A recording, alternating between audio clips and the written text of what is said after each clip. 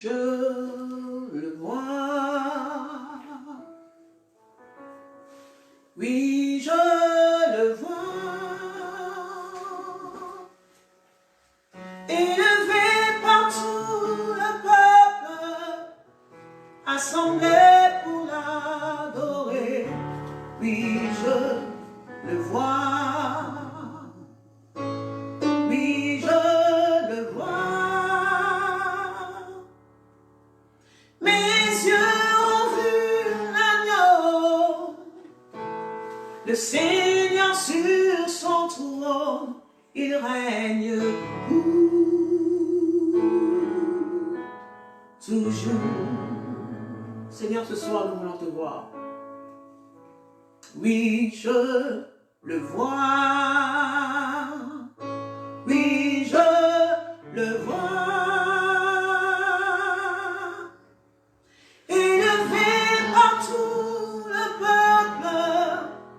Assemblé pour l'adorer, oui je le vois, oui je le vois. Mes yeux ont vu l'agneau, le Seigneur sur son trône, il règne pour toujours. Nous voyons Jésus. Oui, je le vois. Oui, je le vois. Élevé par tout le peuple, assemblé pour l'adorer. Oui, je le vois. Oui, je mes yeux ont vu l'agneau, le Seigneur sur son trône, il règne pour toujours. Il remplit le temple de sa gloire, et une armée céleste le loue d'un seul cœur. Joignons nos voix, oh le chantons saint, saint, saint est le Seigneur, l'agneau de Dieu. Oui, je le vois, oui, je le vois. Mes yeux ont vu l'agneau, le Seigneur sur son trône, il règne pour toujours. Par la louange et l'adoration, nous voulons voir. Nous voulons te voir, Seigneur. Par ces instants de louange et d'adoration, nous voulons te voir. Nous ne voulons pas voir nos problèmes, nos difficultés, nos soucis. Mais Seigneur, nous voulons te voir. Tu remplis nos vies de ta gloire. Tu remplis nos maisons de ta gloire ce soir. Quand nous prononçons le nom de Yoshua Meshiach, le nom de Jésus, le nom du Seigneur, sa gloire nous remplit. Sa gloire nous remplit. Quand nous invoquons le nom de Jésus, ta gloire nous remplit. Ta gloire nous remplit. Ta gloire nous remplit. Mes yeux ont vu l'agneau, le Seigneur sur son trône. Seigneur, ce soir, nous voulons te voir. Dans toute ta puissance. Oui, Seigneur notre Dieu. Dans toute ta gloire, Seigneur, nous voulons te voir. Oui, je le vois. Oui, je le vois. Voilà pourquoi tous ensemble, nous voulons prendre ces chants. Le Dieu de victoire habite en moi. Maintenant que nous voyons Jésus, Proclame ce chant avec moi. Le Dieu de victoire habite en moi. Je marche non pas par la vue, mais par la foi. Le Dieu de victoire habite en moi. Le Dieu de victoire habite en moi. Le Dieu de victoire habite en moi. Je marche non par la vue, mais par la foi. Le Dieu de victoire habite en moi. Le Dieu de victoire habite en moi. Le Dieu de victoire habite en moi.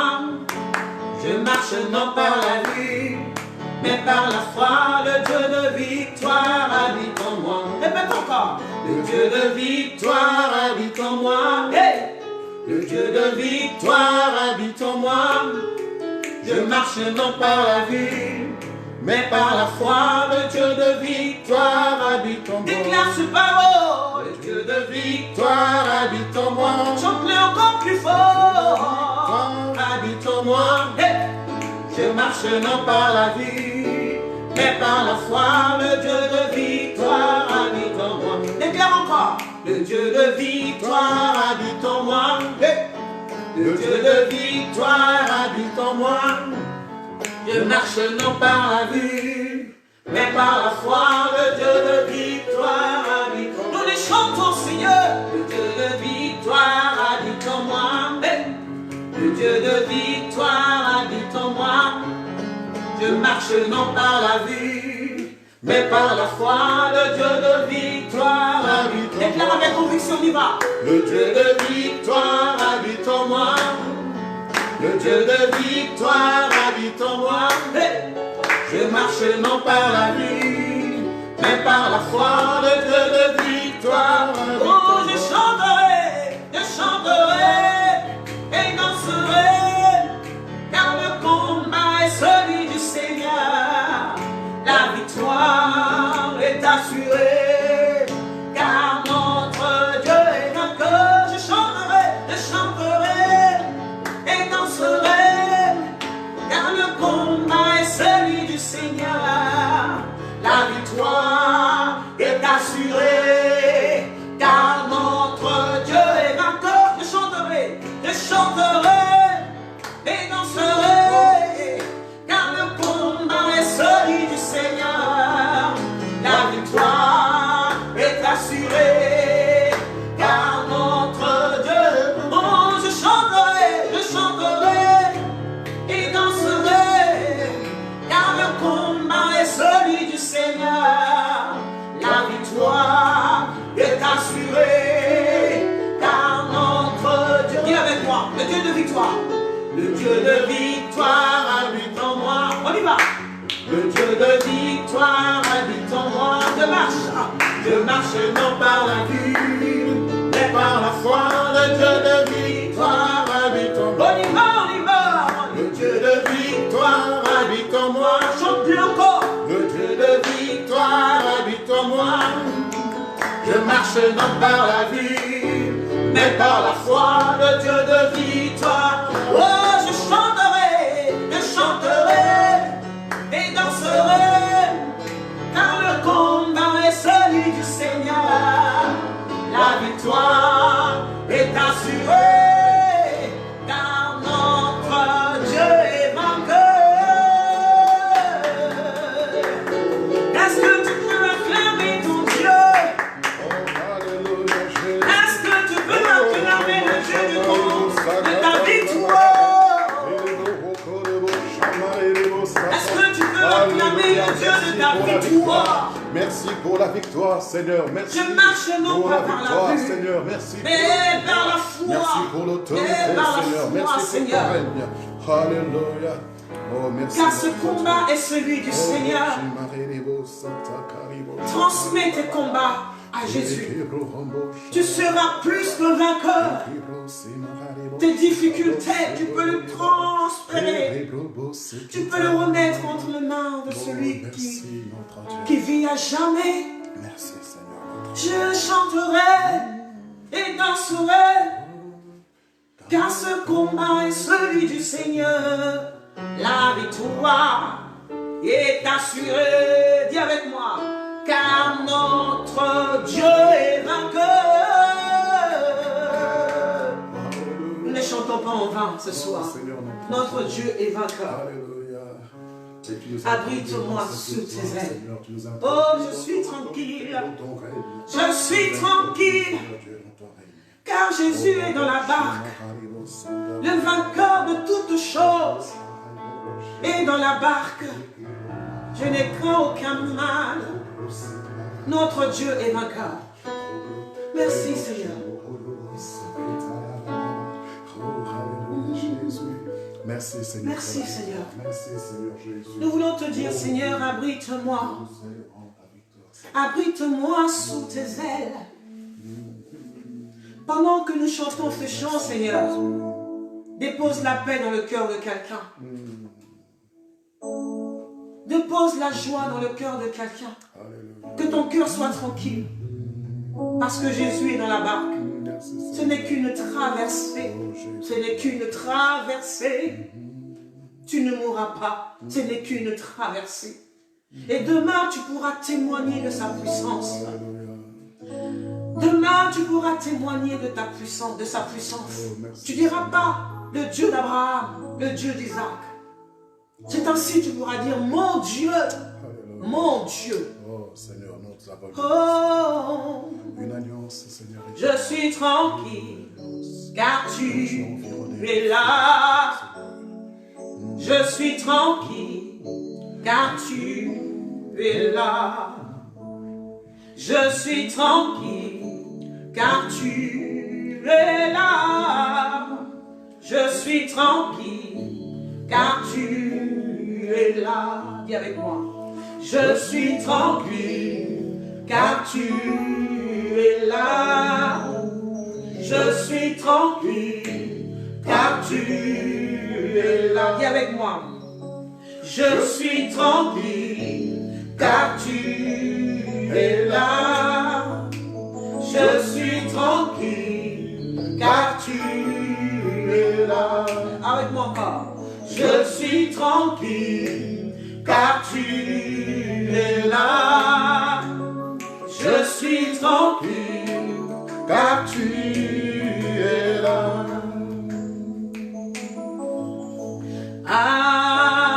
Abrite-moi sous tes ailes. Couvre-moi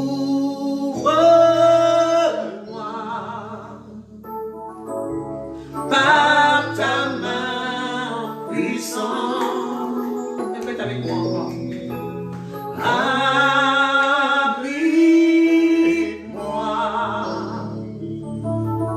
Sous tes ailes, couvre-moi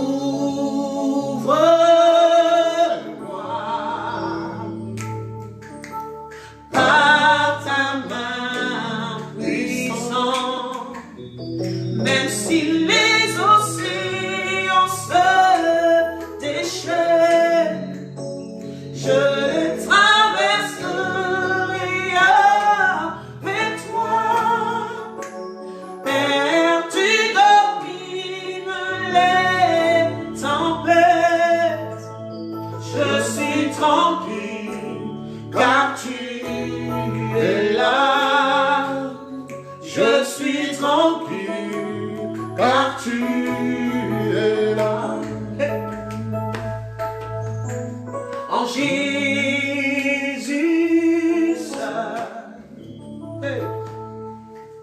je me confie. Il me donne force, calme et puissance, même si les océans se déchaînent, je les traverserai avec toi. Père, tu domines les tempêtes. Je suis tranquille, car tu es là. Je suis tranquille, car tu es là. Je suis tranquille, Oh oui, car tu es là. Je suis tranquille, car tu es là. Est-ce que quelqu'un peut prier ce soir? oui, Seigneur Dieu, je suis tranquille. Est-ce que quelqu'un peut prier ce soir? Seigneur Dieu, tu es là. Dans ce mouvement, est-ce que quelqu'un peut prier ce soir? Dans ce fléau, tu es là. Seigneur notre Dieu, est-ce que quelqu'un peut prier tu ce es là, oh soir? mon Dieu. Dis-lui, Seigneur, je suis tranquille. Je suis tranquille parce que tu es là. Dis-lui, Seigneur, je n'ai suis rien à tranquille, craindre parce que car tu tu es es là. Seigneur. là. Je suis stable, je suis équilibré. Dis-lui, Seigneur, je suis tranquille, car tu es là. Dis-lui, Abba Père, je suis tranquille, car tu es là. Pendant que tu prononces ces paroles, la paix du Seigneur gagne ton cœur. Sois tranquille parce que Jésus est là. Dis-lui, je suis tranquille. En Jésus seul. Je me confie. Il me donne force, calme et puissance. Même si les océans se déchaînent, je les traverserai avec toi. Père, tu domines les tempêtes.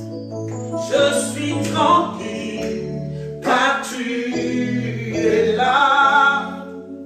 Je suis tranquille, car tu es là. Dis avec moi.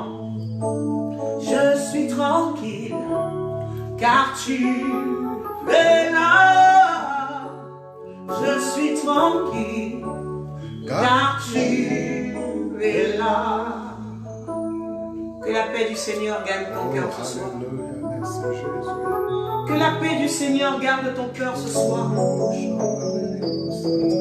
Il ne t'a pas oublié, il t'aime encore. Merci Seigneur Jésus, merci. Il ne pourra jamais t'abandonner. Il est un Dieu fidèle. Oh, alléluia, merci Jésus, merci Seigneur. Il est un Dieu fidèle. Quelqu'un peut changer d'avis à ton sujet. Mais lui, il est celui qui t'aime infiniment. Alléluia, merci Seigneur. Infiniment. Merci. Sois tranquille. Sois tranquille. Oh. Alléluia. Merci Seigneur. Oh Seigneur. Nous allons lui dire, je te donne mon cœur. Tu vas lui dire, je ne vis que pour toi seul. Oh, alléluia, c'est vrai. Chaque instant de ma vie. Je ne sais pas combien de temps qu'il me reste à vivre. Dis-lui ce soir, chaque instant de ma vie. Dis-lui, Seigneur, règne en moi. Chaque instant de ma vie, Seigneur, règne en moi. Alléluia. Quel que soit ce que le monde me présente, quel que soit ce que je vois avec mes yeux, quel que soit ce que j'entends avec mes oreilles, Seigneur Jésus, règne en moi. Seigneur Jésus, règne en moi. Dans ce temps difficile, Jésus, mon précieux Jésus, règne en moi. Je te donne mon cœur, je te donne mon âme, et je vis pour toi seul, chaque instant de ma vie, jusqu'à la fin de mes jours. Seigneur, règne en moi. On va encore reprendre ce chant. Je te donne mon cœur. Je te donne mon cœur, je vis pour toi seul. Chante ce chant avec conviction. Mon plus grand désir. Mon plus grand désir, c'est de t'honorer. Seigneur de tout mon cœur, je t'adore. Tout ce qui est en moi te glorifie.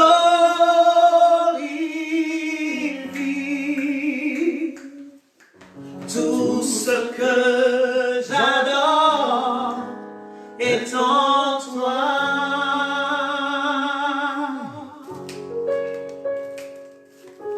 Mon plus grand désir, c'est de t'honorer,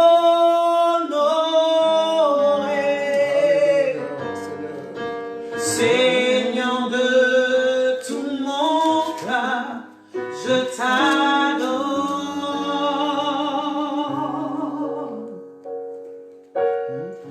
Tout ce qui est en moi te glorifie.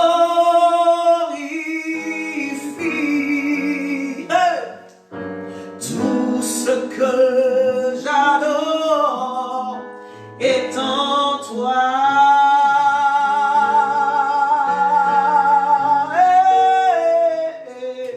Je te donne mon cœur, je te donne mon âme, et je vis pour toi seul chaque instant de ma vie, jusqu'à la fin de mes jours. Ô Seigneur, règne en moi, je te donne mon cœur, je te donne mon âme, et je vis pour toi seul chaque instant de ma vie, jusqu'à la fin de mes jours. Ô Seigneur, règne en moi, je te donne mon cœur, je te donne mon âme, Jésus, et je vis pour toi seul chaque instant de ma vie, jusqu'à la fin de mes jours. Ô Seigneur, règne en moi. Garde nos mains vers le ciel. C'est mon désir, mon Dieu. Dis-lui, Seigneur, règne en moi. Que tu règnes en moi, Seigneur. Que Seigneur, règne en moi. tu contrôles mes émotions. Seigneur, règne en moi. Oh, Seigneur, règne en moi.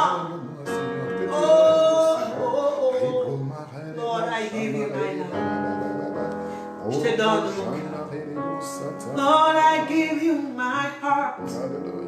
I give you my soul. Seigneur, je te donne mon cœur. Seigneur, je te donne mon âme. Lord, I give you my heart. Give you my heart. Oh, oh. C'est mon désir. C'est mon désir. Est-ce que quelqu'un peut dire avec moi, c'est mon désir? Quelqu'un peut dire avec moi, c'est mon désir. C'est mon désir, Seigneur. Merci Jésus parce que tu m'aimes très fort. Dis avec moi, Seigneur, c'est mon désir. Oh oui, c'est ma soif, c'est mon inspiration. Mon plus grand désir, Seigneur. Oh, alléluia. Toi qui m'aimes très fort. Seigneur, tu m'aimes très fort. Tu m'aimes d'un amour infini. Merci, Oh, oh, oh. Merci, roi des rois. Merci, roi des rois. Merci, Seigneur. Quelqu'un peut lui dire merci, Seigneur. Merci de tout cœur, Seigneur. Merci pour tout. Dis-lui, Seigneur, merci, tu m'aimes très fort. Tu m'aimes très fort, Seigneur. Jesus love me. Oh, Jésus, tu m'aimes très fort. Est-ce que quelqu'un peut lui dire, Seigneur, tu m'aimes très fort? Oui, Seigneur, tu m'aimes très fort. Seigneur. Merci pour ton amour, Jésus. Oh, merci, Jésus. Your love is kind. Your love is special. You fill my heart with so much peace and joy. You're amazing. You make my life feel brand new. Jesus, you're amazing. Nous allons prendre ce chant tous ensemble. Tu vas dire, Seigneur, tu m'aimes très fort. Bien-aimé, ce soir, je veux que tu réalises. Je veux que tu comprennes que tu n'es pas là en vain. Ton cœur n'est pas en vain. Alléluia. Que Jésus t'aime réellement. Merci Seigneur. Merci notre Dieu. Sois encouragé ce soir. Dis-lui, Jésus m'aime réellement. Relève ta tête. Secoue ta poussière. Secoue la honte. Oh, ôte l'humiliation de ta vie. Dis-lui, Jésus m'aime. Déclare haut et fort que Jésus m'aime. Jésus m'aime d'un amour infini. La Bible dit de lui, il est celui qui intercède pour toi. Il t'aime d'un amour infini. Chante ce chant, dis-lui, Jésus, tu m'aimes très fort. Merci pour ton amour, Seigneur. Merci, mon Dieu. Merci. Oh, Jesus, you love me too much, oh. Too much, oh. Too much, oh, excess love, oh. Jesus, you love me too much, oh. Too much, oh. Too much, oh, excess love, oh. Jésus, tu m'aimes tellement si fort. Oui, si fort. Oui, si fort. Oui, tu m'aimes, Seigneur. Your love is kind. Your love is faithful. You fill my heart with so much peace and joy. You're amazing. You make my life feel brand new. Jesus, you're amazing. You make my life feel brand new. Jesus, you love me too much, oh. Too much, oh. Too much, oh. Excess love, oh. Oh. Jesus, you love me too much, oh. Too much, oh. Too much, oh. Excess love, oh. Jesus, you love me too much, oh. Too much, oh. Too much, oh. Excess love, oh. Oh, oh, oh. Too much, oh. Too much, oh. Too much, oh. Excess love, oh.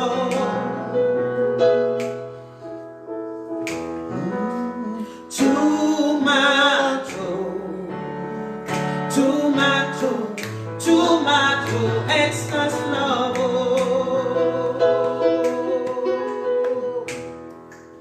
You're amazing. Merci Jésus. You make my life feel brand new.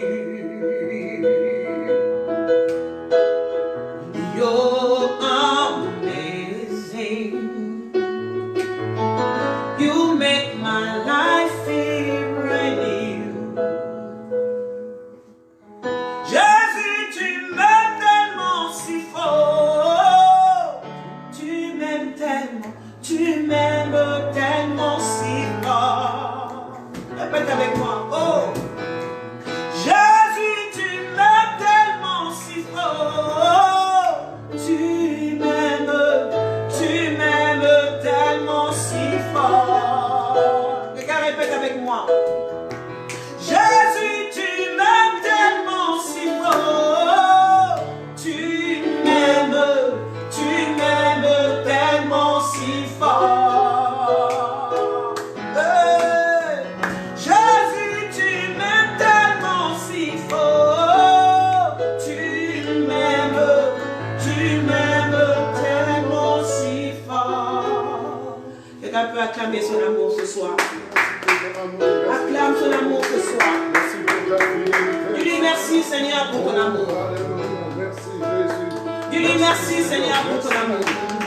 Pour ton amour inconditionnel. Oh, merci Seigneur pour ton Pour amour. ton amour patient. Merci pour ton amour plein de patience. Seigneur grand Dieu. Merci pour ton amour qui me fait du bien.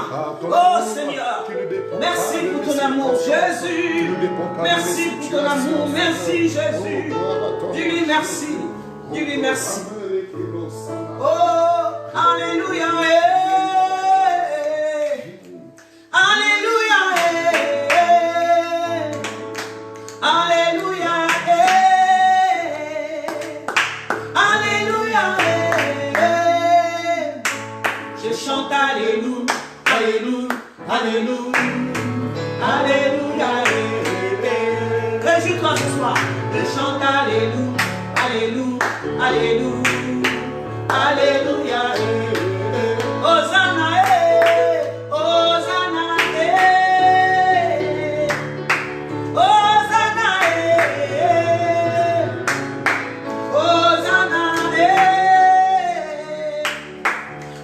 Hosanna. Je chante Hosanna. Hosanna. Hosanna. Hosanna. Je chante Hosanna. Hosanna. Hosanna. Hosanna. Oh, alléluia. Alléluia. Alléluia. Alléluia. Alléluia.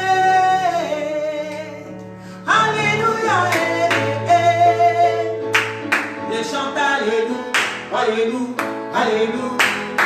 Alléluia. Alléluia. Je chante Alléluia. Alléluia. Alléluia. Alléluia. Tu peux acclamer le Seigneur. Chante Alléluia. Dis avec moi Alléluia. Dieu, tu es bon. Alléluia. Dieu, tu es bon.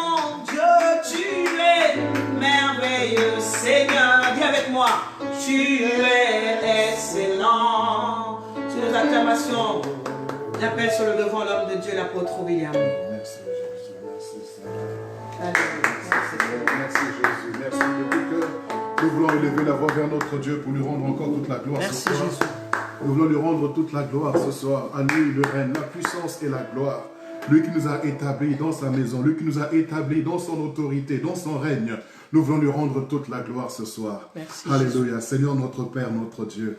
Nous sommes là dans ta présence, ô grand Dieu. Nous te bénissons parce que nous savons que tu es au milieu de nous, Seigneur. Parce que si tu n'es là, ô Père Céleste, ce rassemblement, ce temps de prière, de partage est en vain, ô notre Dieu. Jésus. Mais nous croyons que tu es au milieu de nous et que tu prends plaisir à notre louange, à notre adoration, à nos acclamations, à nos prières, ô grand Dieu. Tu prends plaisir à ces instants que nous passons ensemble au travers, ô Père Céleste, de ce système, de ce moyen de communication, ô grand Dieu. Et nous savons que, Père, même si nous sommes en train de passer des moments difficiles, ô Dieu, mais tu es au milieu de nous. Et ta présence nous rassure, ta présence nous console, ta présence nous restaure, ta présence nous encourage, ta présence nous enseigne, ta présence nous transforme en la même image de gloire que toi. Et nous sommes heureux, nous sommes dans la joie de savoir que tu es là. Parce que tu as dit que tu ne nous délaisseras pas, que tu ne nous abandonneras pas, que tu es avec nous jusqu'à la fin du monde.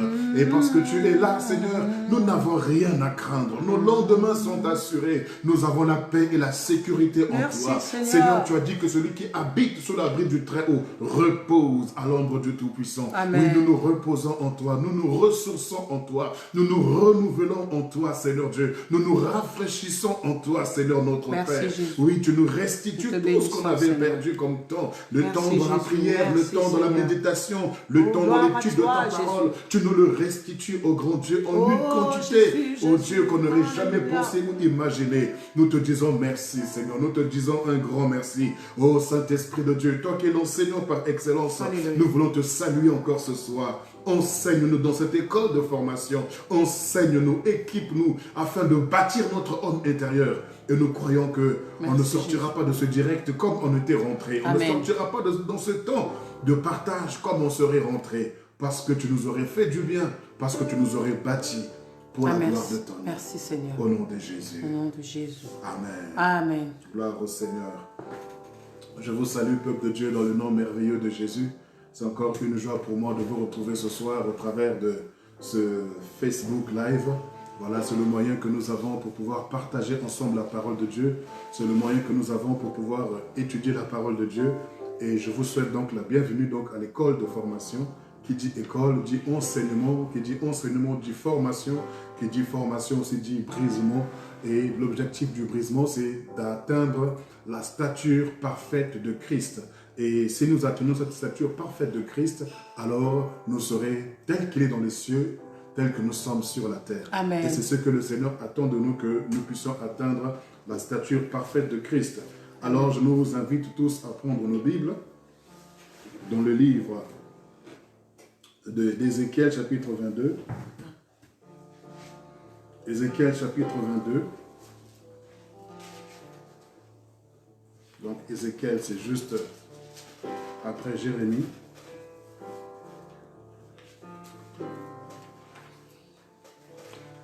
Ézéchiel chapitre 22. J'aime cette parole, j'aime la parole du Seigneur et je crois que Dieu va nous faire du bien ce soir. Nous voulons prendre le temps d'étudier la parole.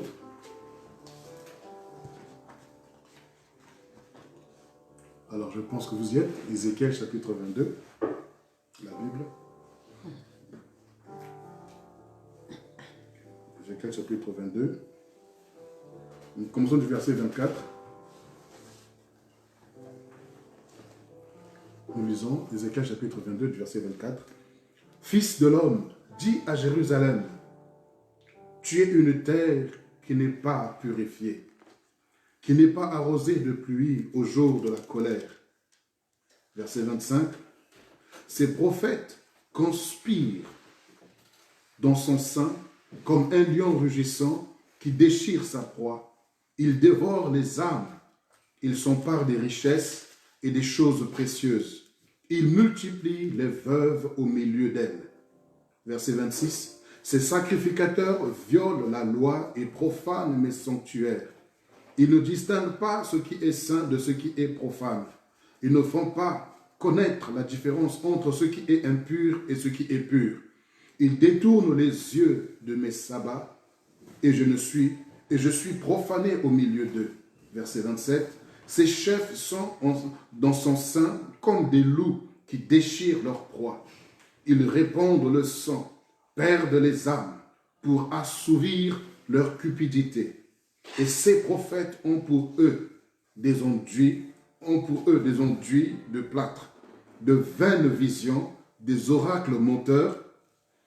Ils disent, ainsi parle le Seigneur, l'Éternel, et l'Éternel ne leur a point parlé. » Verset 29, « Le peuple du pays se livre à la violence, commet des rapines, opprime le malheureux et l'indigent, foule l'étranger comme toute justice. » Verset 30, « Je cherche parmi eux un homme qui élève un mur, qui se tienne à la brèche devant moi, en faveur du pays, afin que je ne détruise pas. Afin que je ne le détruise pas. Je répandrai sur eux ma fureur, je les consumerai par le feu de ma colère, je ferai retomber leurs œuvres sur leur tête, dit le Seigneur l'Éternel. » Que le Seigneur bénisse sa parole et nous enseigne ce soir au nom de Jésus-Christ. Amen. Amen. Amen. Alors dans la lecture que je viens de faire, nous avons plusieurs catégories de personnes dont le Seigneur parle ici. Il fait allusion premièrement aux prophètes, il fait ensuite allusion aux sacrificateurs, il fait allusion aux chefs, ensuite il fait allusion également aux habitants du pays.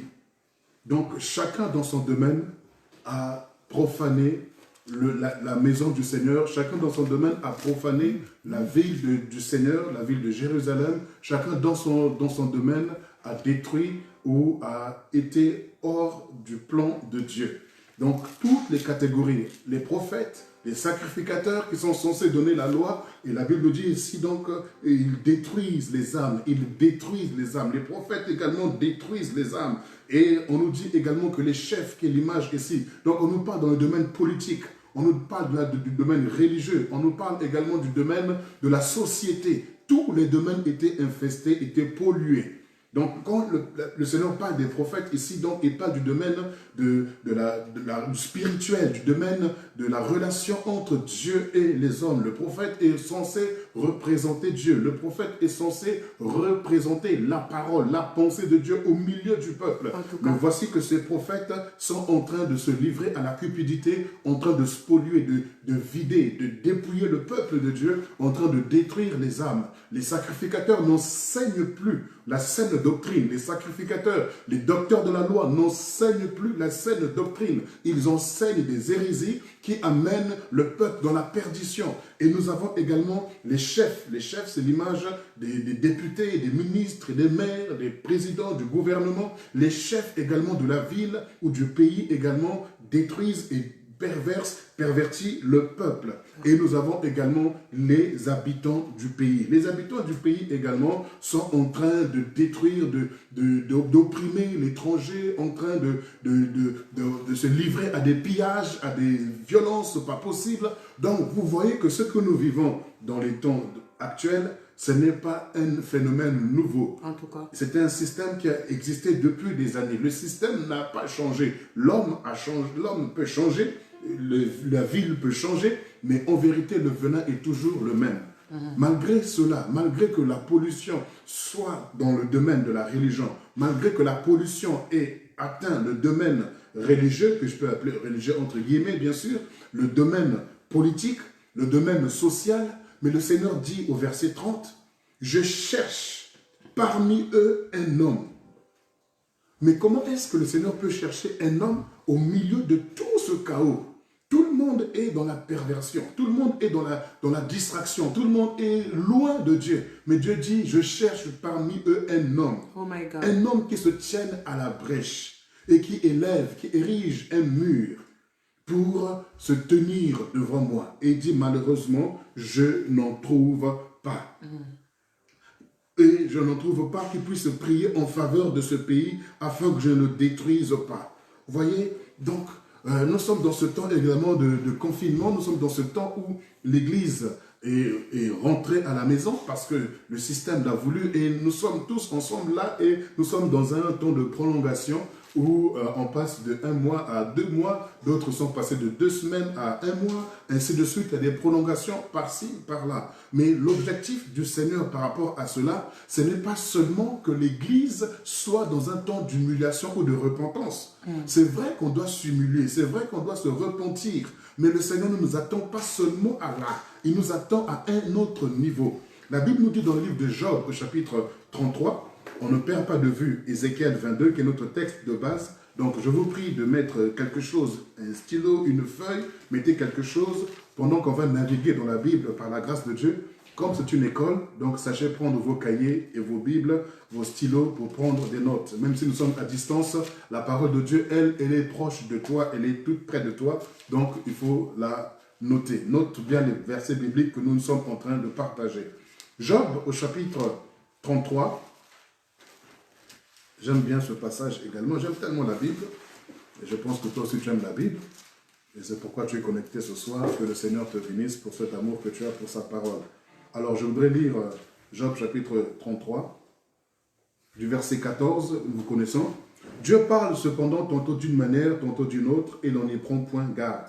Il parle par des songes, par des visions nocturnes, quand les hommes sont livrés à un profond sommeil, quand ils sont endormis sur leur couche. Alors il leur donne des avertissements et met le sceau à ses instructions, afin de détourner l'homme du mal et de le préserver de l'orgueil, afin de garantir son âme de la fosse et de sa vie de coups du glaive. Par la douleur aussi, l'homme est repris sur sa couche. Quand une lutte continue vient agiter ses os. Au verset 20, alors il prend en dégoût le pain, même les aliments les plus exquis. Sa chair se consume et disparaît. Ses os qu'on ne voyait pas sont mis à nu. Son âme s'approche de la fosse et sa vie des messagers de la mort. Mais s'il se trouve pour lui un ange intercesseur, un d'entre les 1000, qui annonce à l'homme la voie qu'il doit suivre. Dieu a compassion de lui et dit à l'ange, délivre-le afin qu'il ne descende pas dans la fosse. J'ai trouvé une rançon. Alléluia. Amen. Vous voyez, la Bible nous dit ici que Dieu parle tantôt d'une manière, tantôt d'une autre, et on n'y prend pas garde. Dans tout ce qui est en train de se passer, dans tous ces événements du coronavirus, Dieu est en train de parler à chacun. Mais de grâce, s'il vous plaît, Église, que ce que Dieu te dit à toi personnellement, n'en fait pas une généralité. Ce n'est pas parce que Dieu s'est adressé à toi pour ta vie personnelle que tu vas venir sur les réseaux sociaux le publier comme étant l'ainsi dit l'Éternel pour l'Église corps du Christ. Chacun de nous a sa marche avec le Seigneur. Ça fait qu'il y a un mélange, il y a une distraction, les gens ne savent plus à quel sens se vouer parce que l'un dit Dieu m'a dit, l'autre Dieu m'a dit, l'autre Dieu m'a dit. Oui, certainement que Dieu a parlé, mais a parlé à une personne individuellement. Et quand il t'a parlé à toi, chacun doit avoir une marche. Chacun a une marche avec le Seigneur. Chacun a une conduite avec le Seigneur. Chacun a un parcours avec le Seigneur. Chacun a un processus dans lequel le Seigneur l'a mis. Chacun est dans une école avec le Seigneur. Il y en a qui sont à la maternelle, d'autres qui sont école élémentaire, d'autres sont au collège, au lycée, à l'université. D'autres sont devenus des professeurs. Donc chacun a son niveau, chacun a sa marche, chacun a son parcours avec le Seigneur. Ça fait que si Dieu t'a parlé à toi dans ton coin, fais ce que Dieu t'a dit de faire. Et chacun dans sa marche avec le Seigneur va aussi recevoir une parole de Dieu au travers de tout ce qui se passe par rapport à son école. Vous savez, ce n'est pas parce qu'il y a le coronavirus que Dieu a changé ce qu'il avait commencé avec toi. Lorsque nous voyons le système scolaire ici en France ou partout, ce n'est pas parce qu'il y a le coronavirus que automatiquement tu vas redoubler ou que tu retournes à la maternelle ou que tu retournes dans une classe inférieure. Non, tu restes dans ta classe où tu étais avant coronavirus et tu resteras jusqu'à la fin de l'année. Donc que chacun ne soit pas distrait, que chacun ne soit pas perturbé, que chacun ne soit pas effrayé, que chacun ne soit pas secoué par rapport à tout ce qu'on peut entendre à gauche et à droite. La Bible dit que chacun prophétise, qu'on n'empêche à personne de prophétiser. Je ne peux pas empêcher quelqu'un de dire Dieu m'a dit. Mais la Bible nous dit, lorsque un prophétise, que l'autre examine, qu'on retienne ce qui est bon et que l'on rejette ce qui est mauvais. Pourquoi tu rejettes ce qui est bon, mauvais du moins? Tu rejettes ce qui est mauvais parce que tu sais dans quel domaine tu te trouves, dans quelle école tu es avec Dieu, à quel niveau tu es avec Dieu. Donc selon ton niveau, tu prends ce qui est bon et tu rejettes ce qui est mauvais parce que tu as un parcours, tu as une marche. C'est pourquoi la Bible dit que Dieu parle tantôt d'une manière, tantôt d'une autre. Mais chacun, on n'y prend pas garde. Donc, à nous de prendre garde à ce que Dieu est en train de nous dire au travers de tout ce qui est en train de se passer. Donc, c'était juste une parenthèse, mais moi, j'aimerais qu'on aille au verset 19 de Job 33. Job 33, au verset 19, il dit « Par la douleur aussi, l'homme est repris sur sa couche. Quand une lutte continue vient agiter ses os, comme ceux qui sont dans le coma ou d'autres qui sont sous appareil respiratoire ou sous oxygène. Il prend en dégoût le pain, même les animaux les plus exquis. Sa chair se consume et disparaît. Ses os qu'on ne voyait pas sont mis à nu. Son âme s'approche de la fosse et sa vie des messagers de la mort. Mais si, le verset 23, mais s'il se trouve pour lui un ange intercesseur, un d'entre les 1000 qui annonce à l'homme la voie qu'il doit suivre, Dieu a compassion de lui et dit à l'ange, délivre-le afin qu'il ne descende pas dans la fosse. J'ai trouvé une rançon. Alléluia. Tout à l'heure, je dirais pourquoi je suis en train de lire tous les passages là, parce que nous devons comprendre pourquoi. Et donc, dans ce passage de Job, le Seigneur cherche un ange intercesseur pour quelqu'un qui est en train de périr, en train de disparaître à petit feu, en train de mourir. Le Seigneur parle alors il dit que lui, à cette personne-là, dans cette douleur, Dieu parle à cette personne. Dieu est en train de parler à cette personne dans sa douleur. Maintenant, ce que Dieu lui dit à lui dans sa douleur n'est pas forcément à toi ce qu'il est en train de te dire dans ton épanouissement. Amen. Mais celui qui est en bonne santé et qui regarde celui qui est alité, il a un enseignement également de Dieu, un message de Dieu, une parole de Dieu au travers de la personne qui est dans la douleur. Donc chacun à son niveau reçoit un message. Et ensuite nous allons lire Zacharie chapitre 3. Je suis encore dans l'introduction pour l'instant. Zacharie au chapitre 3. Zacharie, donc c'est juste un peu avant Matthieu. Chapitre 3. Du verset 1er au verset 10. Ah, vous l'avez échappé belle. Je suis obligé de lire tous les chapitres. Sinon, tu allais faire la lecture, toi qui me regardes. Mais tu vas la faire chez toi. Donc, on lit ensemble Zacharie chapitre 3, du verset 1er au verset 10. Il me dit, il me fit voir Josué, le grand sacrificateur, debout devant l'ange de l'Éternel, et Satan qui se tenait à sa droite pour l'accuser. L'Éternel dit à Satan, que l'Éternel te réprime, Satan, que l'Éternel te réprime, lui qui a choisi Jérusalem. N'est-ce pas là un tison arraché du feu?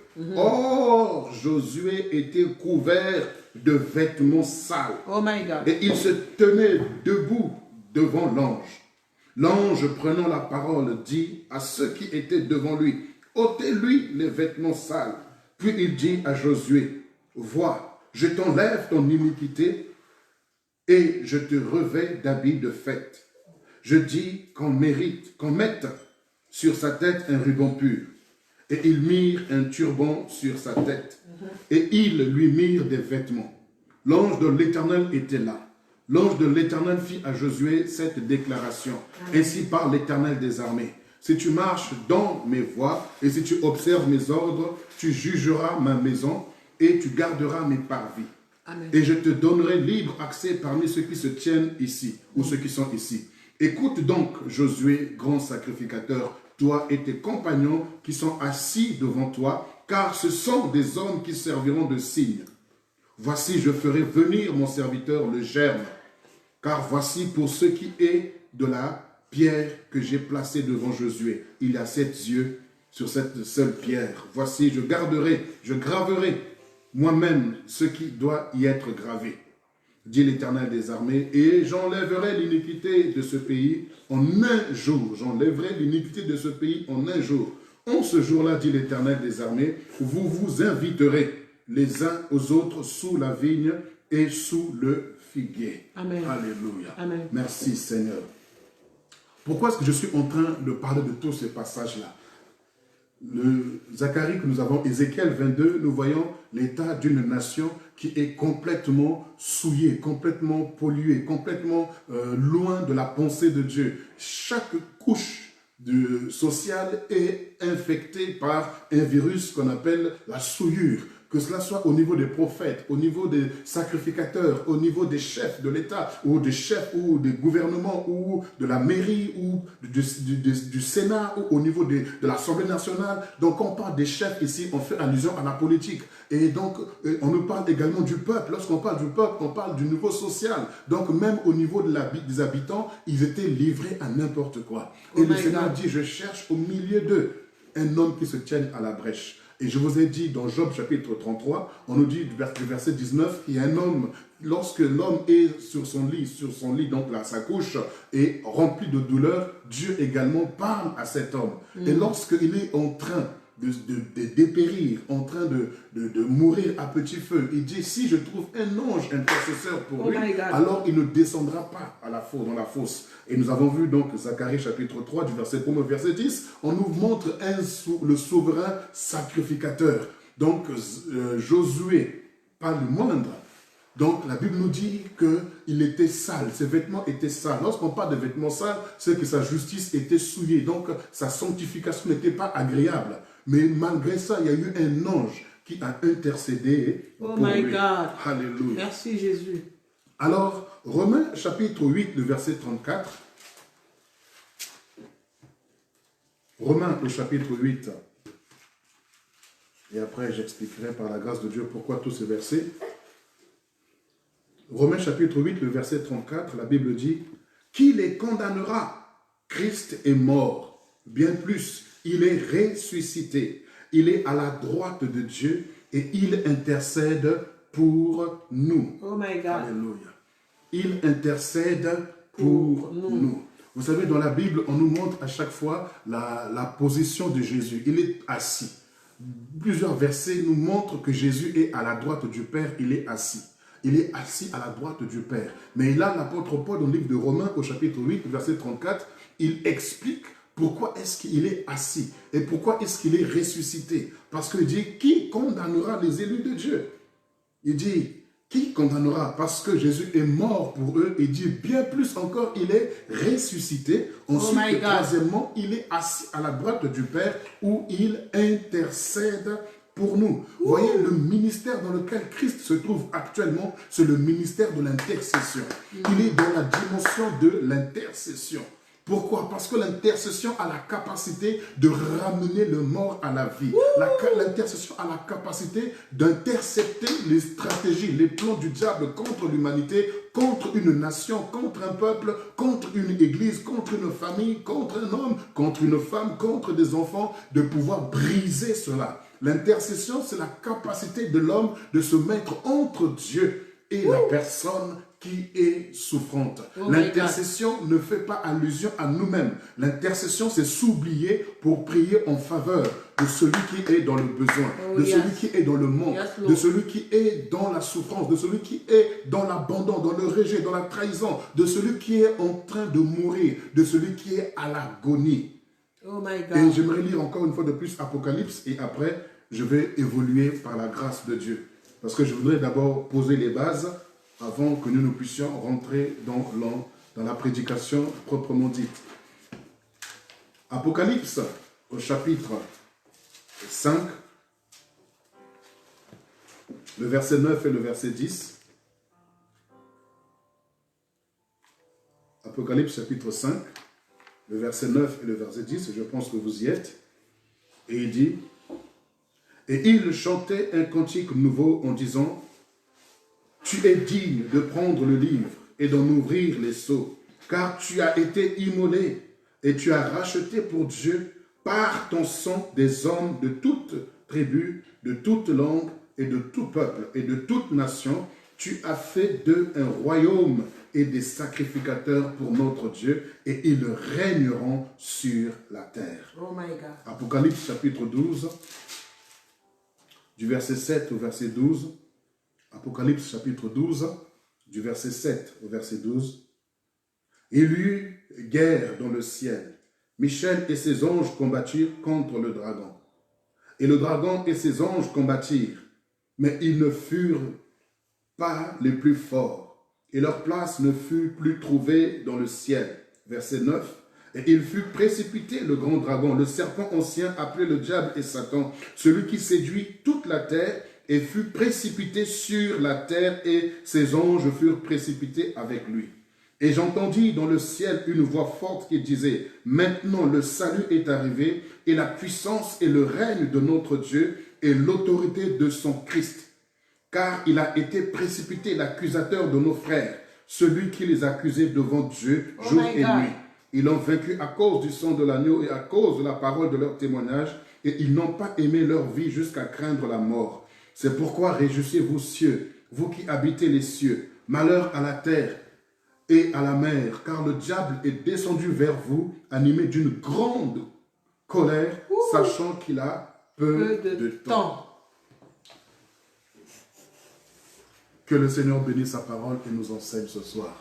Alors, frères et sœurs, par rapport à tous ces versets bibliques que je viens de lire, j'aimerais nous parler de l'intercession. J'aimerais vous parler de l'intercession.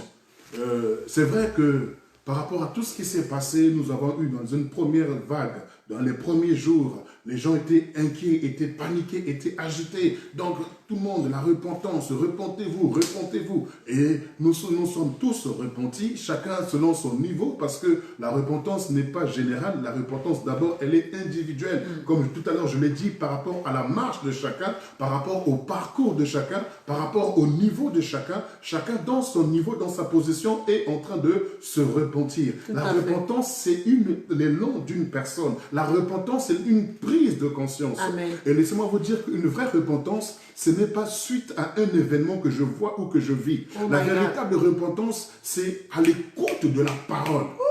Parce que c'est la parole qui nous amène à prendre conscience.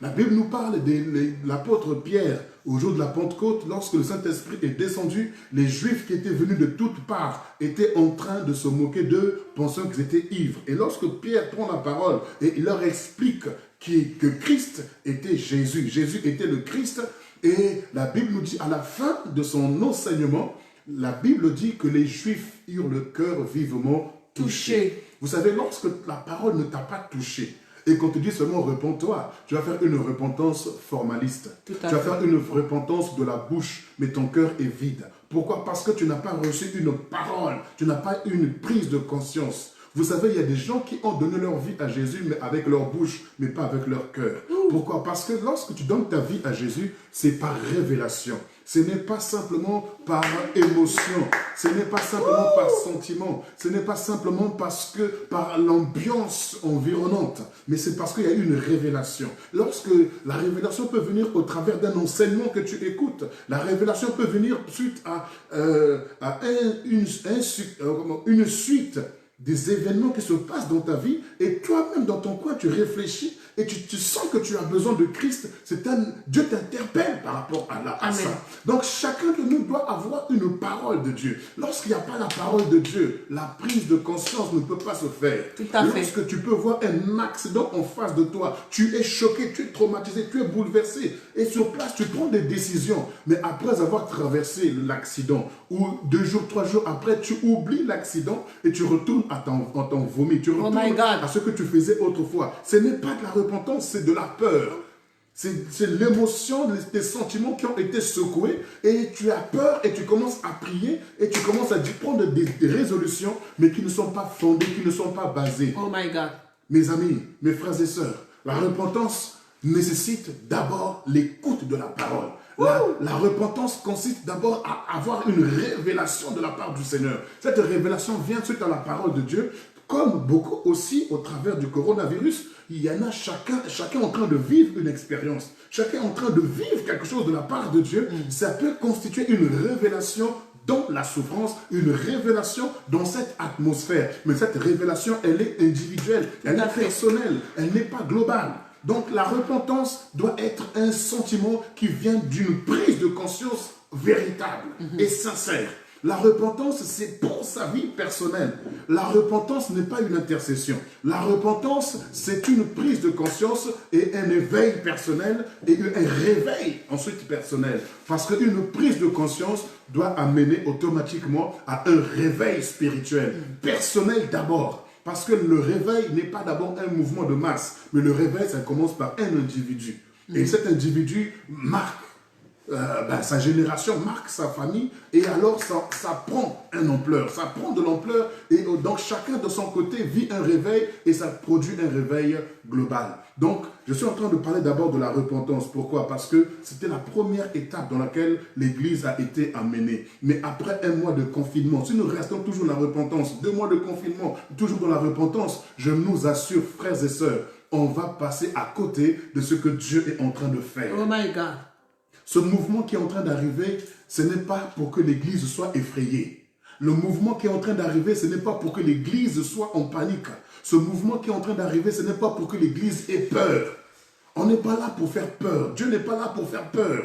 Dieu est là pour nous interpeller, pour nous dire de nous repentir. Et la repentance, ça consiste à changer sa façon de penser. Amen. Sa mentalité, son mécanisme de fonctionnement de pensée doit changer. Lorsque le Seigneur disait à Israël, repentez-vous car le royaume de cieux est proche. C'était pour vous dire, préparez-vous à un changement. Préparez-vous à un nouveau système. Préparez-vous. Ils sont au temps de la loi. Maintenant, le temps de la grâce arrive. Au temps de l'accomplissement arrive. Donc, il dit, repentez-vous, changez votre façon de penser parce que le mouvement de Dieu sera différent de ce qu'il a été jusqu'à présent. Moïse est venu avec la loi, mais la grâce et la vérité sont venues par Jésus-Christ. C'est pour cela que Jésus prévient, avertit l'Église, avertit Israël du moins, repentez-vous, c'est-à-dire préparez-vous à un changement, préparez-vous à un nouveau mouvement de la part de Dieu. Et c'est ce qu'il est en train de dire également, lorsqu'on nous dit de nous repentir, ce n'est pas seulement, j'insiste et je souligne, ce n'est pas seulement pour les péchés, mais c'est pour également changer notre façon de fonctionner, notre façon de travailler, notre façon d'agir dans le corps du Christ, parce que Dieu va amener l'Église dans une autre dimension. Il dit, ne vous souvenez plus des événements passés, parce que je suis sur le point de faire des choses nouvelles. Amen. Donc, quand on passe d'un ancien système à un nouveau système, il faut adapter sa façon de penser. Il faut adapter sa façon de faire, parce que Dieu n'est pas religieux. Dieu est en mouvement. Il a des pieds, il a des mains, il a une bouche. Donc, Dieu n'est pas statique. Dieu n'est pas mobile. Du moins immobile. Mais il bouge. Il bouge, il bouge. Donc comprenez que quand on nous parle de repentance, ce n'est pas seulement par rapport au péché, mais c'est par rapport à notre façon de penser, de faire les choses. Parce qu'il y a un mouvement qui arrive. Ne pensez pas que Dieu est en train de dormir ou Dieu ne fait rien par rapport à tout ce qui est en train de se passer, à coronavirus. On a l'impression que c'est le diable qui a provoqué le mouvement et maintenant Dieu est en train de chercher à se défendre ou en train de chercher à éteindre le feu que le diable a allumé. Non! Non, non, non et non. C'est parce que Dieu est à l'œuvre que le diable est agité. C'est parce que Dieu a parlé et que le diable est agité. Et comme on n'a pas vu Dieu à l'œuvre dans ce qu'il a dit, mais nous sommes en train de voir l'agitation du diable. Et cette agitation effraie l'Église, effraie les enfants de Dieu. Mais j'aimerais nous encourager à ne pas avoir peur. Si nous voyons le diable être agité, cela révèle c'est parce qu'il a peur. Celui qui est agité, c'est qu'il agit avec précipitation. Celui qui agit avec précipitation, il n'a pas d'assurance. Celui qui agit avec précipitation, il n'a pas de conviction. Donc il fait tout, il bouge dans tous les sens, pourvu que, si un mouvement marche, c'est bon, ça ne marche pas aussi, tant pis, mais je n'ai plus rien à perdre. Mais notre Dieu, il agit avec aisance. Notre Dieu est posé. Notre Dieu est posé. Et la Bible nous dit bien que malheur à vous, habitants de la terre, parce que Satan est descendu parmi vous plein de colère, sachant qu'il n'a que peu de temps. Vous voyez, on nous dit que le diable a peu de temps, mais notre Dieu n'a pas peu de temps. Il est le maître du temps et des circonstances. Donc, il est le maître de tout ce qui se passe. Quand on dit qu'il est maître, c'est-à-dire qu'il le maîtrise, il le gère, il contrôle tout ce qui se passe. Il n'est pas agité. On nous parle des morts. Laissez-moi vous dire, frères et sœurs, laissez-moi vous dire, vous qui m'écoutez, qu'on nous parle de tant de nombre de morts sur le lit d'hôpital. Mais est-ce que vous savez le nombre de personnes qui ont donné leur vie à Jésus avant même qu'ils ne puissent rendre leur dernier souffle?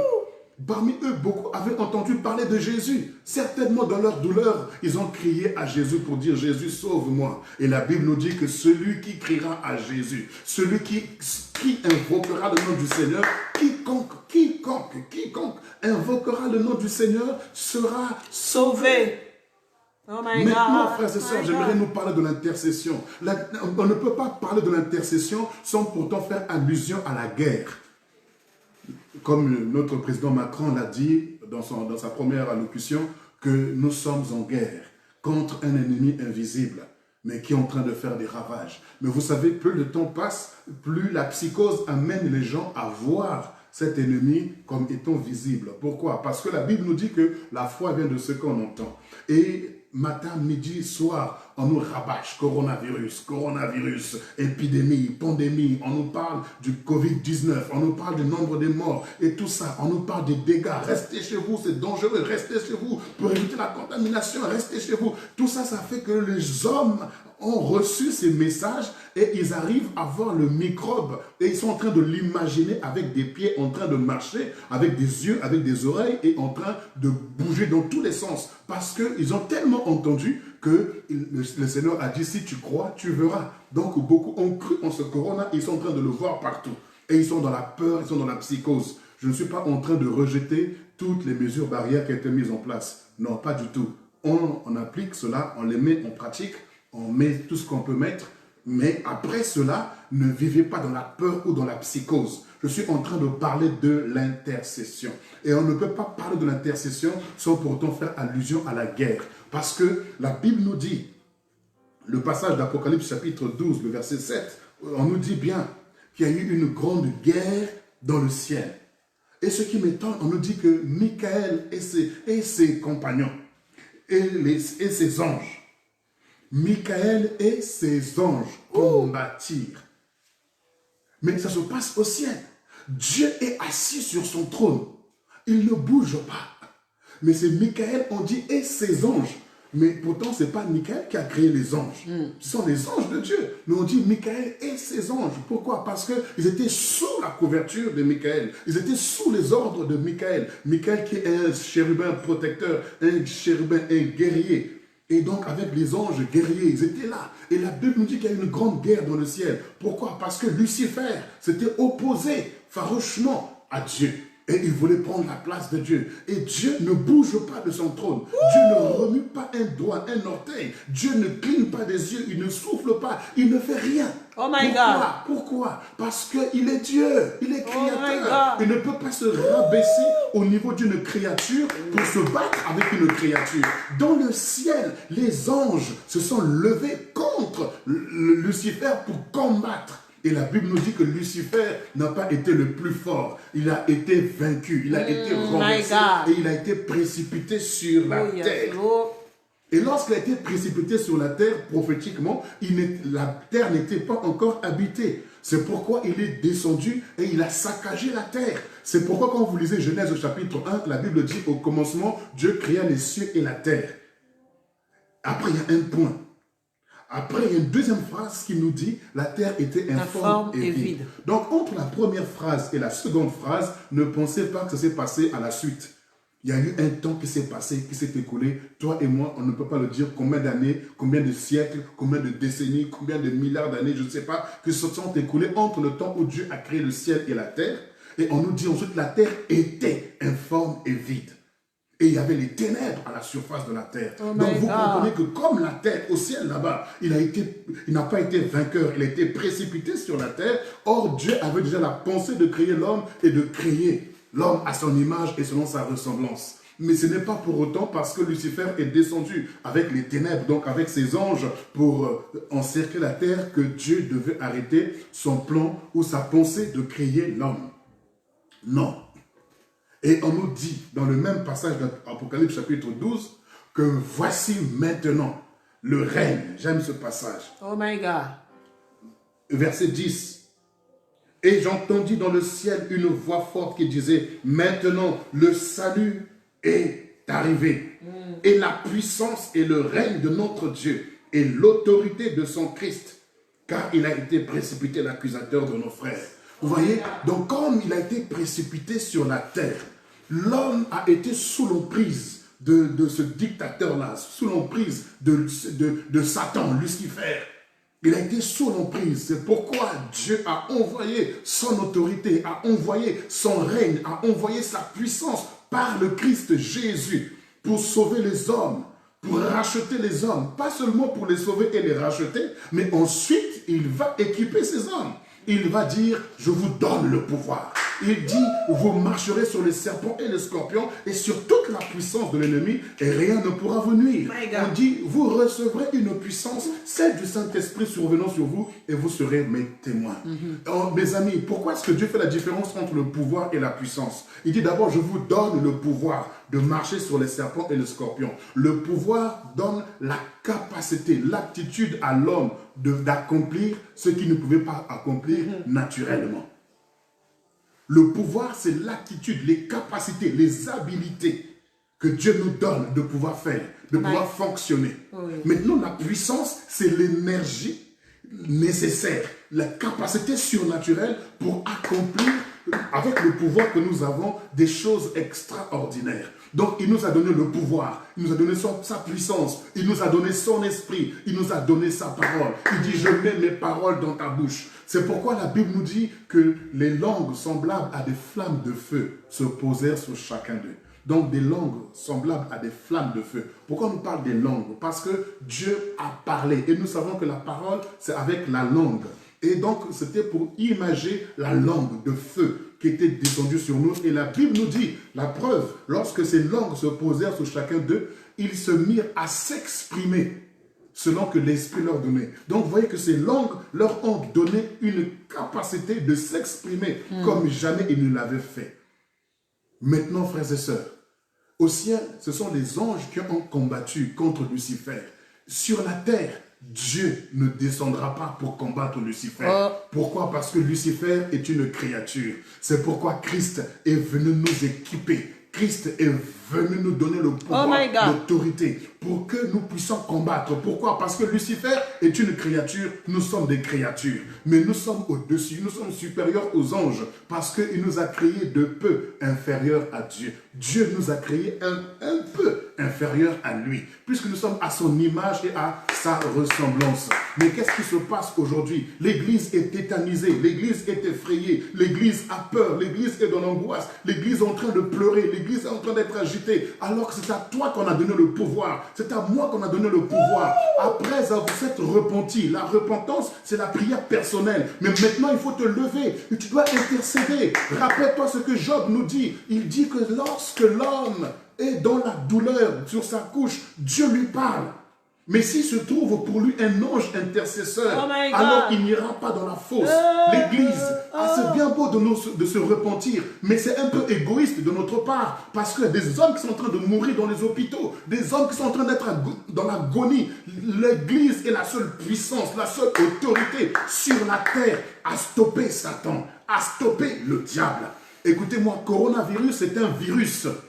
Ce virus-là, on ne pourra pas le vaincre comme cela, on pourra le maîtriser au travers du remède que les médecins, les scientifiques vont trouver. Mais derrière coronavirus, il y a des puissances qui sont là, il y a des dominations qui sont là. Ces puissances-là font quoi? Ils cherchent à tétaniser l'Église, à décourager l'Église, à effrayer l'Église. Ils amènent un esprit de peur, de honte, de confusion, d'angoisse, de culpabilité. Ça amène un esprit de mort. C'est alors que l'Église doit se lever contre ces puissances-là. Oh my God. On doit se lever contre ces choses. Ce n'est pas la peine de prier coronavirus, je te tue, je te chasse. C'est un combat inutile. Tout à fait. Parce que ce virus-là va continuer à exister après qu'on ait trouvé le remède. Le virus de la grippe continue à sévir jusqu'aujourd'hui. Le virus du sida continue à sévir jusqu'aujourd'hui. Le virus d'Ebola continue à sévir. Même si on ne parle plus comme auparavant, mais parce qu'on a réussi à maîtriser. Ça fait que lorsque quelqu'un est atteint, on peut facilement et rapidement intervenir. Donc ça ne sert à rien de prier contre le coronavirus, mais on doit se lever contre le véritable combat.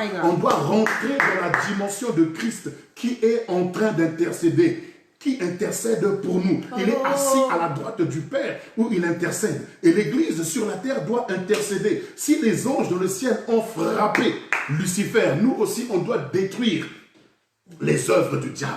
On doit les détruire. On doit détruire ses œuvres. On doit détruire les œuvres de la mort. On doit détruire les œuvres de la peur, de l'angoisse. On doit encourager l'Église à se relever. On doit encourager l'Église à prendre les armes. Parce que la Bible dit, l'apôtre Paul dit, même si je marche dans la chair, mais les armes avec lesquelles je combats, elles ne sont pas charnelles, mais elles sont puissantes par la vertu de Dieu. Église, arrête d'avoir peur. Tu es équipé, tu es un guerrier. Et la Bible nous dit, il a fait de nous des sacrificateurs et des rois. En tant que sacrificateur, tu es un intercesseur. Tu intercèdes en faveur du peuple. Ce peuple qui se livre à la drogue, à la prostitution, à tant de choses. Tu as été établi pour être intercesseur. Tu es intercesseur contre les sacrificateurs, contre les prophètes, contre les chefs qui sont en train de se conduire, de se méconduire. Tu dois prier, on doit rentrer dans leur dimension de l'intercession pour dire Père, pardonne-leur. Ils ne savent pas ce qu'ils font. Et lorsque nous prions pour eux en faveur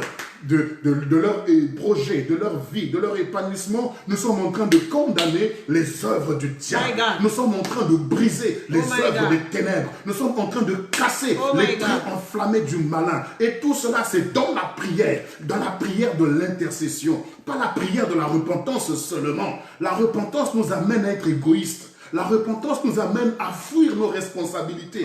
La repentance nous amène à oublier qu'il y aurait un après coronavirus.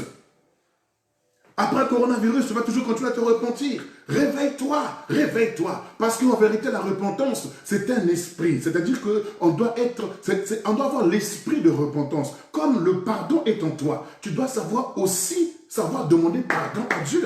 Le Seigneur nous a dit comment vous devez prier. Notre Père qui est aux cieux, après plus loin, il dit, pardonne-nous nos offenses, comme nous pardonnons aussi à ceux qui nous ont offensés. Vous voyez, le pardon est en nous et la repentance doit aussi être en nous. Tout à fait. Nous pardonnons les autres et nous intercédons pour les autres et nous repentons comme David.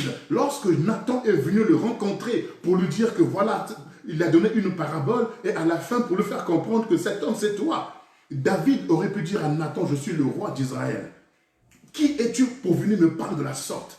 Prenez-le, jetez-le en prison, décapitez-le. Il aurait pu faire de Nathan ce qu'il voulait. Mais comme l'esprit de la repentance était en lui, il n'a pas eu besoin d'un phénomène de je ne sais comment. De la simplicité de la parole. De la simplicité de la parole.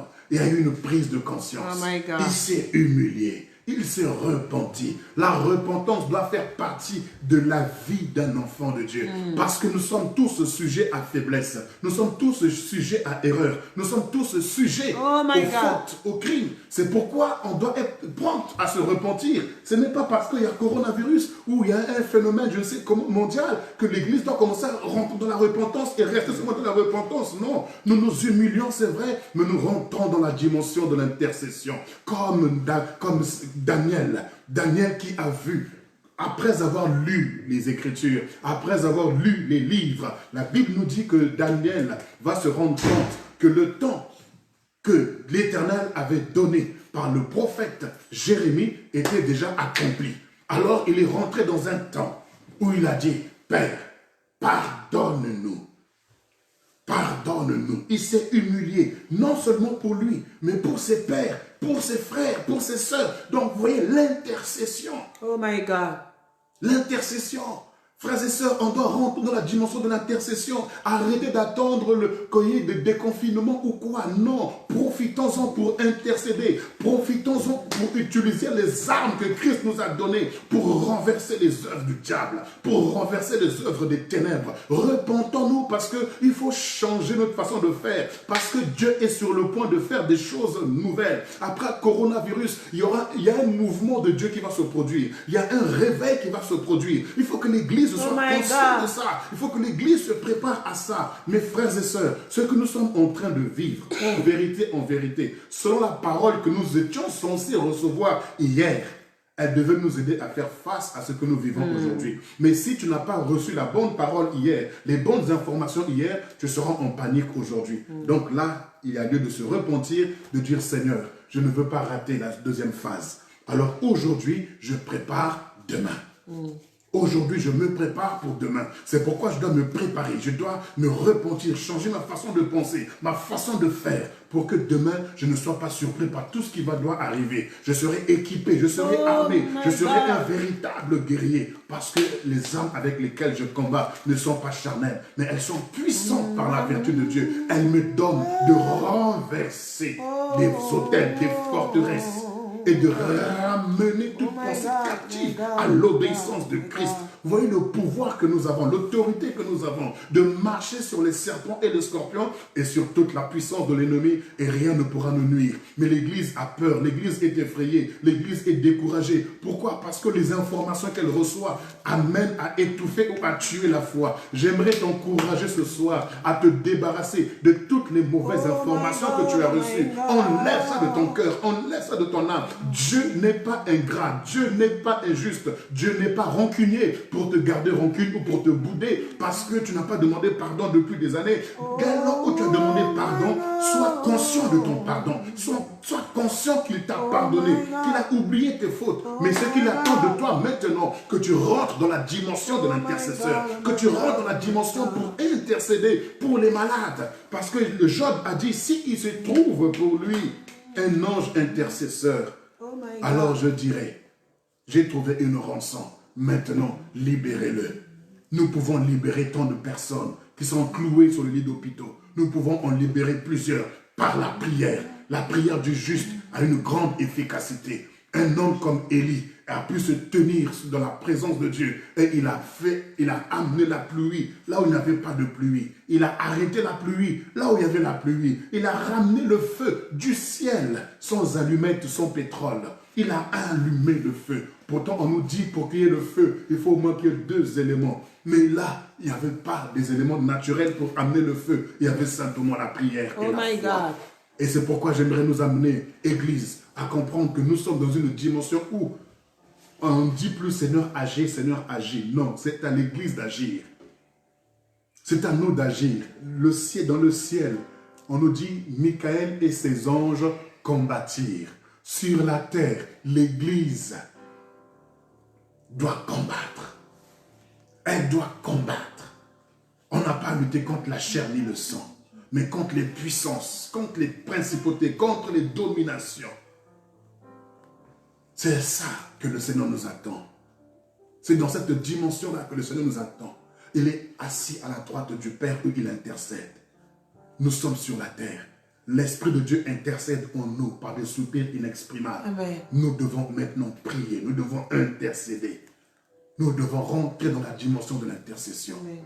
Ne restons pas seulement là inactifs.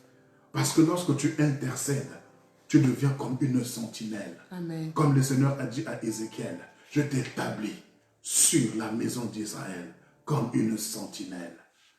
Et tout ce que tu recevras, tu leur diras. Comme le Seigneur a dit à Jérémie, tu diras tout ce que je te dirai de dire. Amen. Alors quand tu es une bouche autorisée en tant que sentinelle de l'Éternel, quand tu parles, on sait que Dieu a parlé au travers de toi. Quand tu es intercesseur, tu ne pries pas seulement pour toi, mais tu pries en faveur des hommes et des femmes. Et tu reçois également un message en faveur des hommes et des femmes. Amen. Et ce n'est pas tout le monde qui croira en toi. Ne cherche pas à ce que tout le monde soit d'accord avec toi. Mais crois en ce que Dieu a mis en toi et libère ce que Dieu te dira de libérer. Mais avant tout, rentrons dans la dimension de l'intercession. Sors de la peur, sors de l'angoisse, sors du stress, sors de la panique. Toutes ces choses t'amèneront toujours à invoquer Dieu, à être là comme un minable, comme un médiocre. Laisse-moi te rappeler ton identité. Tu es fils de Dieu, tu es fille de l'Éternel. Tu es, nous sommes de la maison de l'Éternel. Nous sommes du dedans, nous sommes des fils, des enfants de la lumière. Nous ne sommes plus du dehors, mais nous sommes du dedans. Nous avons une alliance. Et le Seigneur dit, la création attend avec un ardent désir la manifestation, la révélation, non pas de Dieu, mais des fils de Dieu. Donc l'Église est attendue. Et l'apôtre Paul dit que c'est par l'Église que les principautés, les dominations, les anges dans les lieux célestes verront la sagesse infiniment variée de Dieu. Parce que l'Église ne va plus rester là en train de subir, mais l'Église va se lever comme un seul homme. Amen. Pour prier, pour renverser, amen, pour abattre, amen, pour détruire, pour marcher sur les serpents et les scorpions et sur toute la puissance de l'ennemi. Tu as ce pouvoir, tu as cette puissance. Arrête de dormir, arrête d'être agité, arrête d'attendre qu'on t'impose toujours les mains, qu'on t'impose toujours les pieds, qu'on t'impose toujours la tête, qu'on t'impose toujours la Bible, qu'on t'impose. Tu as déjà reçu le pouvoir, tu as reçu la puissance. Il faut te lever et commencer à prier. Même dans ta maison, tu peux prier pour ta ville. Même dans ta maison, la Bible dit dans Zacharie, Ézéchiel 22 qu'on a lu, verset 30, je cherche au milieu d'eux un homme qui se tienne à la brèche, un homme qui hérite érige un mur, un homme, il ne dit pas un groupe, il dit un homme. Il cherche seulement un homme au milieu d'eux qui se tienne. Oh, si tu peux te tenir dans la présence de Dieu, si tu peux te tenir dans la présence de Dieu et prier pour ta ville, un seul homme est capable d'amener un réveil dans une nation. Un seul homme est capable de changer l'histoire de l'humanité. Regardez avec Moïse. Moïse était seul. Il a sorti plus de 3 millions de personnes de l'Égypte. Regardez simplement Abraham, un seul homme qui n'avait pas d'enfant, mais à lui, le Seigneur a fait grâce, une alliance extraordinaire. Oh, le temps me manquerait de vous parler de Samson, de vous parler de David, de vous parler de tous ces hommes-là qui étaient seuls, mais qui ont amené un réveil extraordinaire dans les nations. Oh, frères et sœurs, n'oublions pas notre Seigneur de gloire. Il a quitté son trône. Il était seul, il est descendu sur la terre, il s'est humilié, il a pris ce corps. Et la Bible nous dit qu'il allait de lieu en lieu, guérissant les malades, libérant ceux qui étaient captifs, ceux qui étaient sous l'emprise de Satan. Il est libéré et faisant du bien en tout lieu. Et c'est ce Jésus-là qui vit en nous. Amen. Il n'a pas changé. À notre tour de prendre le flambeau. Église, s'il vous plaît, Église, s'il nous plaît, arrêtons de nous lamenter, arrêtons de gémir. Il est temps que l'Église se lève comme une flamme. Il a fait de nous des flammes de feu. Il a fait de nous des vents, des messagers. Nous sommes ces messagers. Nous sommes comme un vent. On doit souffler sur la France. On doit souffler parmi les nations. On doit propager cette parole. Pour cela, on prépare ça dans la prière. On prépare ça dans la prière. Dans ce temps de confinement, ne reste pas ce mot-là à gémir sur tes fautes. Ne reste pas ce mot-là à gémir sur tes erreurs du passé. Lève-toi maintenant. Corrige le passé. Corrige le passé et prépare l'avenir par l'intercession. L'intercession, le ministère dans lequel notre Seigneur Jésus se trouve actuellement. Que ces paroles trouvent un cœur, que ces paroles trouvent un homme, que ces paroles trouvent une femme qui était alitée, qui était abattue, qui était découragée, et que ces paroles raniment un héros, que ces paroles raniment une héroïne, que ces paroles raniment celui qui ne croyait plus en lui-même, celle qui ne croyait plus en elle-même, que ces paroles trouvent quelqu'un qui était affaibli et qui soit restauré. Ce sont des paroles de restauration, d'encouragement, ce sont des paroles de vie que nous sommes en train de recevoir ce soir pour nous amener à vivre la prière, pour nous amener à vivre l'intercession et à vivre la gloire de Dieu. Tu changeras ton environnement par la prière. C'est ce que je voulais partager avec vous ce soir. L'intercession. L'intercession. Alléluia. Alors chacun va prendre le temps de prier. On va prendre le temps de prier ce soir. Chacun va prier pour dire au Seigneur ce soir, oui, je ne veux plus rester dans la peur. Je ne veux plus rester enfermé dans ma chambre en train de pleurer, en train de gémir sur mon propre sort, en train de pleurer sur moi-même, en train de me lamenter sur moi-même, pendant qu'il y a des gens qui sont en train de mourir, il y a des gens qui sont en train de tomber, il y a des gens qui sont en train d'être asphyxiés, il y a des gens qui sont en train de perdre la vie inutilement. Oh, parce qu'il n'y a pas eu un ange intercesseur auprès d'eux. Il n'y a pas eu quelqu'un qui était là en train de prier pour eux. Nous voulons être ces hommes, nous voulons être ces femmes qui nous tenons à la brèche et qui prions en faveur de ces hommes qui sont en train de dépérir, en faveur de ces hommes qui sont sous appareil, en faveur de ces hommes qui sont dans le coma, en faveur de ces hommes, de ces femmes qui se suicident, qui sont en train de mourir à petit feu. Église, je t'invite avec moi à élever la voix et à prier au nom de Jésus.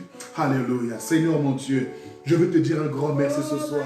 Je veux te dire un grand merci pour ta parole. Je veux te dire un grand merci pour ta pensée ce soir. Je ne veux pas rester en arrière. Je ne veux pas rester en arrière, Seigneur. Je veux réellement être un outil entre tes mains. Je veux être un outil pour intercéder. Je veux être un outil pour prier. Je veux être un outil, Seigneur Dieu, pour renverser les œuvres du diable. Pour renverser, Seigneur Dieu, les traits enflammés du malin. Pour relever, Seigneur Dieu, ceux qui étaient affaiblis, ceux qui étaient abattus, ceux qui étaient tristes, ceux qui étaient découragés, ceux qui étaient effrayés, Seigneur Dieu. Oh Père, leur communiquer l'assurance afin qu'ils soient en mesure à leur tour de communiquer cette assurance autour d'eux. Seigneur, que personne ne se décourage, comme l'a dit David, que personne ne se décourage. J'irai combattre cet incirconcis. Oh Seigneur, que l'Église se lève pour dire au monde que personne ne se décourage. Que l'Église se lève pour dire aux chefs de l'État que personne ne se décourage, que l'Église se lève pour dire aux scientifiques que personne ne se décourage, que l'Église se lève pour dire aux habitants de la terre que personne ne se décourage. J'irai combattre, l'Église ira combattre contre ce Philistin. Oh Seigneur, que l'Église retrouve cette dimension de prière, d'intercession. Oh oui, que l'Église soit forte, inébranlable, stable, Seigneur, puissante par la vertu de Christ. Oh Seigneur, tu nous as donné ton règne, ton autorité, ta puissance, parce que tu as dit maintenant, voici le règne du Christ, la puissance et l'autorité du Christ. Alléluia. Oh Seigneur, l'Église est revêtue de puissance, l'Église est revêtue et remplie de ton autorité. Seigneur, nous ébranlons les œuvres du diable, nous ramenons à la vie des hommes et des femmes. Seigneur Dieu, qui est en train de périr. Seigneur Dieu, nous empêchons la mort d'un grand nombre. On ne se décourage pas, on ne baisse pas les bras. Nous prions, Seigneur. Nous changeons notre façon de penser. Nous changeons notre façon de faire, Seigneur. On ne veut pas être égoïste. Tu ne nous as pas établis seulement pour nous-mêmes. Oh Seigneur, tu nous as établis pour des nations. Tu nous as établis pour des peuples. Merci, tu nous as établis, Seigneur, pour un grand nombre. Afin que plusieurs, oh Dieu, que plusieurs, Seigneur, que plusieurs se rendent compte, Seigneur, que l'Église est une puissance. Que l'Église, oh Dieu, manifeste ton autorité. Que l'Église manifeste ta grandeur. Que l'Église manifeste ta puissance. Que l'Église manifeste ton autorité. Que l'Église, Seigneur, ne reste plus cachée, mais que l'Église soit mise en évidence. Parce que, Père, les ténèbres ont recouvert la terre. Les ténèbres couvrent la terre. Mais tu as dit que sur toi, Église, sur toi, peuple de l'Éternel, sur toi, sa gloire brille. Oh Seigneur Dieu, sur ton Église, la gloire brille. Sur ton Église, il y a la différence. Sur ton Église, il y a la différence. Sur ton Église, il y a la différence. Ton Église, oh Dieu, ne cesse de gémir, cesse d'être effrayé, cesse de se décourager, mais que chacun, Seigneur, reprenne le flambeau, la flamme de l'intercession. Oh Éternel, nous voulons te dire merci pour ce temps de partage. Merci, Jésus. Nous voulons te dire merci pour ce temps de partage, oh Dieu. Nous dépendons de toi, Seigneur. Nous dépendons de toi. Et tu attends que ton Église se lève pour voir le réveil, oh Dieu. Tu attends que ton corps se lève pour parler au travers du corps. Et oh Seigneur, pour guérir au travers du corps. Pour relever au travers de ton corps. Nous voici, Seigneur. Nous voici, Seigneur. Nous voici, Seigneur, devant ton trône. Nous voici, Seigneur. Utilise-nous pour ta gloire. Nous voici notre Dieu. Nous voici, Seigneur, pour annoncer l'évangile. Nous voici, Seigneur, pour guérir les malades. Nous voici, Seigneur, pour prêcher la bonne nouvelle. Nous voici, Seigneur, pour nous mettre à part pour toi. Nous voici, Seigneur, pour dépendre totalement de toi et être des outils, des instruments pour ta gloire. Nous te disons merci. Merci, Seigneur. Oh, que toute la gloire te revienne, Seigneur. Au nom de Jésus. Amen. Alléluia. Merci, Jésus. Que le nom du Seigneur soit béni. Je crois de tout cœur que cette parole trouvera une place dans le cœur d'un homme, d'une femme qui a soif de Dieu, qui veut être un outil entre les mains du Seigneur. Et que chacun médite les différents versets que j'ai pu donner pour que nous comprenions l'importance et la place de l'intercession dans ces temps dans lesquels nous sommes. L'intercession nous amène dans un temps de guerrier, de combat. Et c'est alors que nous avons la victoire. Et nous manifestons la victoire de la croix. Que le nom du Seigneur soit béni. Voilà, donc nous sommes à la fin de ce direct. Nous nous donnons rendez-vous encore ce dimanche à 10h et ce jusqu'à 11h30 pour des temps de louange, d'adoration et de prière et aussi de partage de la parole de Dieu. Donc rendez-vous dimanche de 10h à 11h30. Que le nom du Seigneur soit béni. Que vous puissiez passer un excellent week-end dans la présence de Dieu, que vous soyez rafraîchis, que vous soyez renouvelés, que vous soyez encouragés encore de la part de Dieu et que sa parole encore vous exhorte cette nuit. Que vous ayez un sommeil profond, paisible et réparateur. Amen. Que ceux qui n'avaient plus sommeil puissent avoir un sommeil réparateur ce soir. Et que ceux qui sont appelés à la prière, que l'Esprit de Dieu vous réveille dans la nuit pour intercéder, pour prier. Que la flamme de la prière se réveille en vous. Que la flamme de la prière s'éveille davantage dans vos vies. Je vous bénis dans le nom de Jésus et que la gloire de Dieu rayonne autour de vous et dans vos maisons, dans vos familles. Au nom de Jésus. Nom de Jésus. Amen. Amen. Bonne soirée, bonne semaine, du bon week-end et à dimanche.